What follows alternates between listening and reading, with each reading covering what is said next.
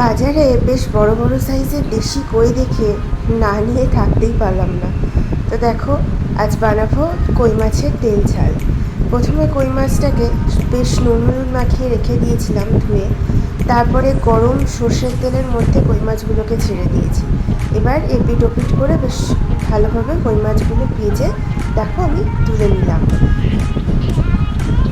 মাছগুলোর গাটা একটু চিড়ে নিয়েছিলাম যাতে রান্না করার সময় ভেতরে মশলাগুলো ভালোভাবে যায়। তারপরে দেখো, মাছগুলো তুলে নেওয়ার পরে আমি সেই তেলের মধ্যেই একটা গোটা শুকনো লঙ্কাকে দুভাগ করে আমি ফোড়নে দিয়ে দিয়েছি। আর সাথে দিয়েছিলাম সামান্য পরিমাণে কালো জিরে। এটা তোমরা নাও দিতে পারো, আমি দিয়েছিলাম আমার ভালো লাগে সেই জন্য। তো দেখো, ফোড়নে দেওয়ার পরে তারপরে আমি দিয়ে দেব বেশ কিছুটা পরিমাণে পেঁয়াজ, আদা, রসুন আর একটা গোটা টমেটো আমি পেস্ট করে রেখেছিলাম, সেটা আমি তেলের মধ্যে দিয়ে দিলাম। এবার আমি মশলাটাকে বেশ ভালোভাবে কষিয়ে নেব যতক্ষণ না অবধি মশলাটার গা থেকে তেল ছাড়ছে। তো দেখো, আমি ভালোভাবে মশলাটা কষাচ্ছি। তার মধ্যে আমি দিয়ে দিয়েছি বেশ কয়েকটা চেরা কাঁচা লঙ্কা। এটাও তোমরা নাও দিতে পারো, কিন্তু কাঁচা লঙ্কাটা দিলে খেতে বেশ ভালো লাগে।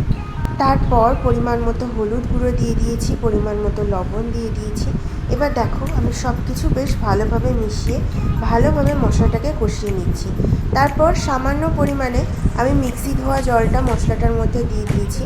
এবার দেখো, আমার বেশ ভালোভাবে মশলাটা কষানো হয়ে গেছে। তার মধ্যে আমি দিয়েছিলাম সামান্য ধনে গুঁড়ো আর সামান্য জিরে গুঁড়ো। তো দেখো, মশলাটা বেশ কষে আসার পরে যতটা পরিমাণে গ্রেভি রাখবে সেই অনুযায়ী জল দিয়ে দিতে হবে।